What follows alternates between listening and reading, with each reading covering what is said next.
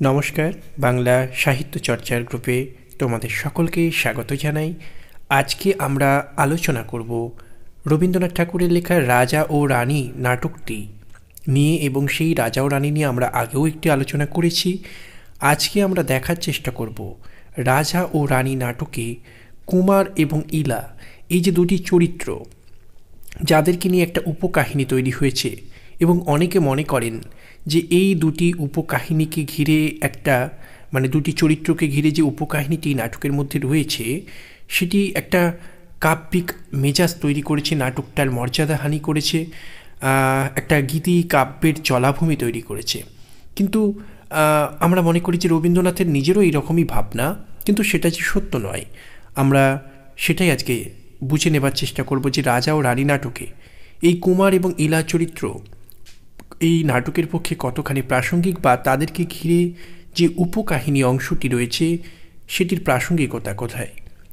তো আজকের আলোচনায় সকলকে স্বাগত জানাচ্ছি আমি। শুরু করা যাক সেই বক্তব্যে। প্রথমে যে কথা বলতে হয়, রাজা ও রানী নাটক রবীন্দ্রনাথের প্রথম একটি পঞ্চাঙ্গ পূর্ণাঙ্গ নাটক। কাব্যিক মেজাজ থাকলেও এ নাটক গদ্য নাটকই বটে। হয়তো যে ভাবনাকে তিনি ধরতে চাইছেন সেই ভাবনার মধ্যে কাব্যিক মেজাজ একটা আছে, একটা প্রেমের বার্তা আছে, যে প্রেম ভাবনাটা অনেকটাই রোম্যান্টিক একটা রবীন্দ্রনাথের অনুভব বা অনুভূতির একটা বার্তা দেয়। কিন্তু এটি একটি গদ্য নাটকই বলা উচিত, এবং সেই রকমভাবে এই নাটকের মধ্যে মানব জীবনের বিচিত্র সমস্যা যা নাটকাদির মধ্যে প্রতিফলিত হয়, এখানেও তেমনই একটি সমস্যা রয়েছে, এবং সেটি প্রেম সমস্যার একটা জায়গা। রবীন্দ্রনাথের বিশিষ্ট প্রেম ভাবনার প্রকাশ স্বরূপ এই নাটক। সেটা কি না, রবীন্দ্রনাথ একেবারে শুরুতেই বলছেন, যেটা মায়ার খেলা থেকে রবীন্দ্রনাথ নিয়েছেন, যে এরা সুখের লাগি চাহে প্রেম, প্রেম মেলে না, শুধু সুখ চলে যায়। এই সুখের জন্য কে প্রেম করছে, সেটা হচ্ছে রাজা বিক্রমদেব। এই নাটকের মূল কাহিনীটা আগে আমাদেরকে বুঝতে হবে। জালন্ধরের রাজা বিক্রমদেব এবং তার স্ত্রী রানী সুমিত্রাকে নিয়ে এই নাটকের মূল কাহিনী। যে মূল কাহিনীতে আমরা দেখতে পাবো রাজা বিক্রমদেব তিনি রাজ্যের মঙ্গলামঙ্গল এই নিয়ে মাথা না ঘামিয়ে তার সব ভাবনাটাই রানী সুমিত্রাকে ঘিরে আলোড়িত হচ্ছে। তার মনে হয়েছে যে রানী সুমিত্রাই তার জীবনের একমাত্র ধ্যান জ্ঞান। তাকে নিয়ে এক অলীক সুখ স্বপ্নে তিনি সবসময় ডুবে থাকতে চান। রাজ্যের মানুষের ভালো মন্দ নিয়ে তার কোনো মাথা ব্যথা নেই। অর্থাৎ এখানে আমরা যেটা লক্ষ্য করি যে রাজা বিক্রমদেবের যে ভালোবাসা তা সম্পূর্ণরূপে আত্মসুখ সর্বস্ব। অর্থাৎ তিনি প্রেম করেন নিজের সুখের জন্য, রানীর সুখের জন্য নয়। আমরা জানি যে একটা কথা, যে আমাদের চৈতন্য চরিতামৃতে আমাদের কৃষ্ণদাস কবিরাজ বলছেন যে আত্মেন্দ্রিয় প্রীতি ইচ্ছা তারে বলি কাম, কৃষ্ণেন্দ্রিয় প্রীতি ইচ্ছা ধরে প্রেম নাম। অর্থাৎ আত্মসুখের জন্য যে প্রেম, তাকে কখনো প্রেম বলা যায় না। প্রেম সর্বদাই কৃষ্ণেন্দ্রিয় প্রীতি ইচ্ছা, অর্থাৎ এই কৃষ্ণের জায়গায় আমি বসাতে পারি যাকে আমি ভালোবাসি তাকে। অর্থাৎ তার সুখের জন্য যদি প্রেম হয় তবেই সেটা যথার্থ অর্থে প্রেম।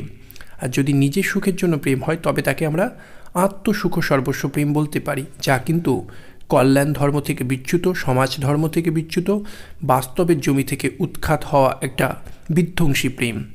রাজা বিক্রমদেবের প্রেম সেই বিধ্বংসী প্রেমের একটা বীজ বপন করে একটা ভয়ানক পরিণতি ডেকে আনে, যেখানে রাজ্যের ভালো মন্দের দিকে না তাকিয়ে রানীকে নিয়ে সুখ স্বপ্নে ডুবে থাকার ফলে রাজ্যে যখন অশান্তি তৈরি হচ্ছে, তখন সুমিত্রা রাজা বিক্রমদেবকে ছেড়ে যাচ্ছেন তাকে বুঝিয়ে দিতে যে তার অন্য কর্তব্য রয়েছে রাজা হিসেবে।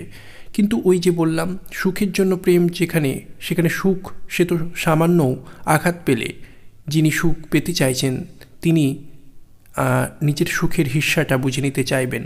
রানী তাই যখন তাকে ছেড়ে যাচ্ছেন তখন তিনি রানীকে বেঁধে রাখবার চেষ্টা করছেন। কখন বা এই রানীর সঙ্গে তার ভ্রাতা কুমার সেনকে তিনি তার অপরাধী হিসেবে তাদেরকে চিহ্নিত করছেন। তার মনে হচ্ছে কুমার সেন তিনি রানীকে তার থেকে ফুঁসলে নিয়ে গেছেন, তাই তার সুখের যে অধিকার সেখানে ভাগ বসাতে চেয়েছে, বা সুখের অধিকার থেকে তাকে বঞ্চিত করেছে কুমার সেন। তাই কুমার সেনকে তিনি তার জীবনের সবথেকে বড় শত্রু বলে তার বিরুদ্ধে যেন একটা জেহাদ ঘোষণা করছেন। জীবিত বা মৃত্যু তাকে পেলে যেন তবেই তিনি শান্ত হবেন। এতদিন যুদ্ধ করতেন না, এবার যুদ্ধযাত্রায় মেতে উঠলেন। এই নিয়েই নাটকের মূল কাহিনী। এবং সেই মূল কাহিনীর পাশে উপকাহিনী রূপে আমরা পাচ্ছি কুমার সেন এবং ইলাকে ঘিরে একটা অন্য উপকাহিনী, যে উপকাহিনীর নায়ক নায়িকা কুমার সেন এবং ইলা। এই কুমার সেন এবং ইলার প্রসঙ্গটা তাহলে এই নাটকের ক্ষেত্রে কতখানি প্রাসঙ্গিক যদি সেই দিকে তাকানো হয়, তাহলে আমরা দেখতে পাবো যে কুমার সেন এবং ইলার যে ভালোবাসা সেটা কিন্তু একান্তভাবে রাজা বিক্রমদেব এবং রানী সুমিত্রার যে ভালোবাসা, যেখানে রাজা বিক্রমদেব আত্মসুখের জন্য, নিজের সুখের জন্য ভালোবাসেন, তার প্রেম তার রাজকর্তব্যকে উপেক্ষা করেছে, সমাজ ধর্মকে উপেক্ষা করেছে, কল্যাণ ধর্মকে উপেক্ষা করেছে। সেখানে এই কল্যাণ ধর্ম বিচ্যুত আত্মসুখেও সর্বস্ব প্রেমের বিপরীতে রয়েছে কুমার এবং ইলার প্রেম। কুমার এবং ইলার যে ভালোবাসা, সেই ভালোবাসায় কিন্তু রয়েছে পরস্পরের প্রতি বিশ্বাস, শ্রদ্ধা, একে অন্যের প্রতি নির্ভরতা, যেখানে দেহের সম্পর্ক নয়, পারস্পরিক সান্নিধ্যের সম্পর্ক নয়, যেখানে হৃদয়ের সম্পর্কটা সবথেকে গুরুত্বপূর্ণ। তাই কুমার এবং ইলা পরস্পরের থেকে দূরে থেকেও তারা কিন্তু হৃদয়ের খুব কাছাকাছি। আমাদের মনে পড়বে সেই অংশটা যেখানে কুমার সেন বিদায় নেবার সময় একবার অম্রুরাজ অর্থাৎ ইলার যিনি পিতা, তার কাছে ছুটে এসেছেন একবার শেষবারের জন্য যাবার আগে আমাদের ইলাকে দেখে যেতে। কিন্তু আমাদের অম্রুরাজ তিনি জানেন কুমার সেনের জীবন আজ বিপন্ন, তাই তিনি কিছুতেই তাকে দেখা করতে দেবেন না। তিনি তাকে নানাভাবে বলার চেষ্টা করছেন যে দেখা হবে না। তখন কুমার সেন এক জায়গায় বলছেন, ভুলিতে পারি তো যদি দিতাম ভুলিতে, অর্থাৎ ইলা আমাকে ভুলে যাবে, যদি সেটা সত্যি তার পক্ষে ভোলা সম্ভব হতো তাহলে আমি তাকে ভুলতে দিতাম। ভুলিতে পারি তো যদি দিতাম ভুলিতে, ফিরে এসে দেখা দিব বলে গিয়েছিল, জানি সে রয়েছে বসি আমার লাগিয়া, পথপানে চাহি আমারে বিশ্বাস করি, সে সরল সে অগাধ বিশ্বাস তাহার কেমনই ভাঙিতে দিব। এই যে পথপানে চাহি আমারে বিশ্বাস করি, সে নারী এখনও বসে আছে। এই যে বিশ্বাস একে অন্যের প্রতি, যাদের ভালোবাসার মধ্যে আত্মসুখ নেই, আছে পারস্পরিক দায়িত্ববোধ, কর্তব্যবোধ, শ্রদ্ধা। যখন কুমার সেন দেখল তাকে এই মুহূর্তে তার দিদির পাশে থাকতে হবে, রাজ্যের বৃহত্তর প্রয়োজনে তাকে পাশে দাঁড়াতে হবে রাজ্যের, তখন সে ইলার থেকে বিদায় নিয়েছে। ইলাও তাকে হাসি মুখে বিদায় দিয়েছে যে তার ভালোবাসার মানুষের এখন রাজকর্তব্য, একটা বৃহত্তর রাজনৈতিক প্রয়োজন চরিতার্থ করার যে জায়গা বা পরিসর, সেটাকে তাকে আগে গুরুত্ব দিতে হবে। তাই এই যে পরস্পর একটা আন্ডারস্ট্যান্ডিং বা বিশ্বাস একে অন্যের প্রতি, যেখানে নায়িকা নায়ককে অনায়াসে তাকে ছেড়ে দিতে পারে সেই মুহূর্তের তরে, যখন নায়কের একটা বৃহত্তর প্রয়োজন রয়েছে, তাকে সংকীর্ণ প্রেমের সীমায় বেঁধে রাখলে চলবে না, বৃহত্তর মানব কল্যাণের স্বার্থে তখন তাকে মুক্তি দিতে হবে। ইলা তাকে সেই মুক্তি দিচ্ছে, অথচ যখন ফিরে আসছে তখন একটিবারের জন্য দেখা করতে চাইছে, তখন তার কথা থেকে আমরা বুঝতে পারি যে তারা পরস্পর দেহের পরিসরের দিক থেকে তারা বা দৈহিক সান্নিধ্যের দিক থেকে তারা একে অন্যের থেকে দূরে থাকলেও হৃদয়ে কিন্তু তারা কিন্তু একে অন্যের কাছাকাছি, একে অন্যের প্রতি বিশ্বাস নিয়ে অপেক্ষা করতে পারে ইলা। আজও সে পথপানে চেয়ে আছে কুমারের জন্য। এই যে বিশ্বাস, শ্রদ্ধাবোধ এবং দায়িত্ববোধ, যেখানে বৃহত্তর কল্যাণ বোধে তাদের ভালোবাসা দীক্ষিত, তাই আত্মসুখ ভুলে তারা তাদের কাজকর্ম, তাদের কর্তব্যবোধ পালন করতে যায়। সেই কর্তব্যবোধ পালনের জন্য ইলা কুমারকে ছেড়েও থাকতে পারে। এটাই তো অভাব ছিল রাজা বিক্রমদেবের মধ্যে, তাই তো তিনি রাজকর্তব্য ফেলে রানীকে নিয়ে শুধু অলীক সুখ স্বপ্নে ডুবে থাকছেন।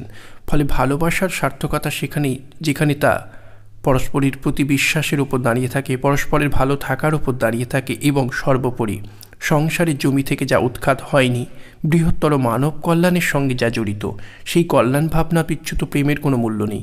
ইলা এবং কুমারের ভালোবাসা সেই বৃহত্তর কল্যাণের মন্ত্রে দীক্ষিত, এবং সেই কল্যাণের মন্ত্রে দীক্ষিত ভালোবাসা রাজা বিক্রমদেবের যে সুমিত্রাকে কেন্দ্র করে আত্মসুখর সর্বস্ব ভালোবাসা, তার একটা বিপরীত আবেদন তৈরি করে ভালোবাসার সার্থকতা কোথায় এবং রাজা কোথায় ভুল বা রাজার ভ্রান্তি কোথায়, সেটাকে যেন ধরিয়ে দিতে চেষ্টা করছে।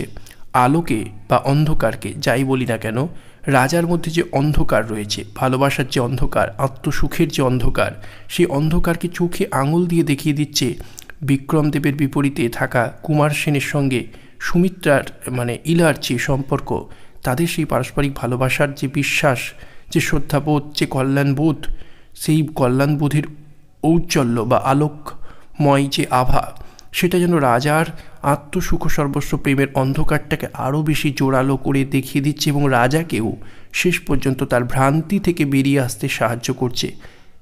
এই যে বৈপরীত্য, এই বৈপরীত্যই মূল নাটকের যে ভাবনা, যে প্রেম ও দর্শন তাকে পরিস্ফুট করতে সাহায্য করছে। এবং এই ভালোবাসাকে শেষ পর্যন্ত রাজা বিক্রমদেবকে উপলব্ধি করতে হচ্ছে। তিনি যখন অম্রুরাজের থেকে পারমিশন পাচ্ছেন আমাদের ইলাকে বিবাহ করার, কিন্তু ইলাকে তিনি স্পষ্ট যখন জানাচ্ছেন যে তিনি অতৃপ্ত, এতদিন সুমিত্রাকে নিয়েছিলেন, এবার তিনি ইলাকে বিবাহ করতে চাইছেন, কিন্তু ইলা স্পষ্ট জানাচ্ছে যে রাজা তার দেহ পেতে পারে, হৃদয় পাবেন না। ভালোবাসার জন্য প্রয়োজনে তিনি আত্মবিসর্জন দেবেন, কিন্তু কুমারকে ছাড়া তিনি দ্বিতীয় কাউকে ভালোবাসতে পারবেন না। ফলে কুমারের প্রতি ইলার যে ভালোবাসার গভীরতা, ভালোবাসার জন্য যে প্রাণ পর্যন্ত দেওয়া যায়, এই বোধটাই কিন্তু ছিল না আমাদের রাজা বিক্রমদেবের। ফলে ইলা তার চোখ খুলে দিচ্ছে, ইলা তাকে বুঝিয়ে দিচ্ছে ভালোবাসা কতখানি গভীরতা পেতে পারে এবং ভালোবাসার জন্য আপন সুখকে বিসর্জন দিয়ে নিজের প্রাণটুকু দেওয়া যায়। এই প্রাণ দেওয়ার যে বোধ, যে ত্যাগের ধর্ম, এটাই এতদিন রাজার মাথায় ঢোকেনি। রাজা ইলাকে দেখে নিজের অন্ধ ভালোবাসার মোহ থেকে বেরিয়ে আসতে পেরেছে। রাজা উপলব্ধি করেছে তিনি ভুল করেছিলেন। তিনি এবার সঠিক পথে চালিত হতে চেষ্টা করলেন। তিনি ঠিক করলেন তিনি সুমিত্রার কাছে তার যে ভ্রান্তি, তার যে অপরাধ, তার ক্ষমা চেয়ে তাকে তিনি রাজ্যে ফিরিয়ে নিয়ে যাবেন এবং ইলা এবং কুমার সেনকে মিলিয়ে দেবেন। তাদেরকে মিলিয়ে দিয়ে রাজা তার পাপের প্রায়শ্চিত্ত করবেন। ফলে মূল চরিত্রকে সংশোধনের দিকে নিয়ে যাওয়ার ক্ষেত্রেও কিন্তু আমরা দেখতে পাচ্ছি ইলা এবং কুমারের পারস্পরিক ভালোবাসা, শ্রদ্ধাবোধ, তাদের সেই ভালোবাসার আদর্শ একটা গুরুত্বপূর্ণ ভূমিকা নিচ্ছে, একটা বৈপরীত্য তৈরি করছে। পাশাপাশি রাজাকে তার চরিত্র পরিবর্তনে ইলার ভূমিকা খুবই প্রাসঙ্গিক।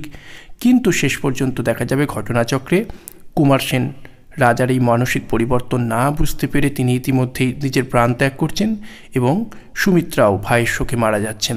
ফলে এক চূড়ান্ত ট্র্যাজেডি, শূন্যতা, হাহাকারের মধ্যে গিয়ে শেষ হচ্ছে নাটক, যেখানে রাজা বিক্রমদেবের শূন্যতা, যে সান্ত্বনাহীন হাহাকার, তা আমাদের হৃদয়কে ছুঁয়ে যাচ্ছে।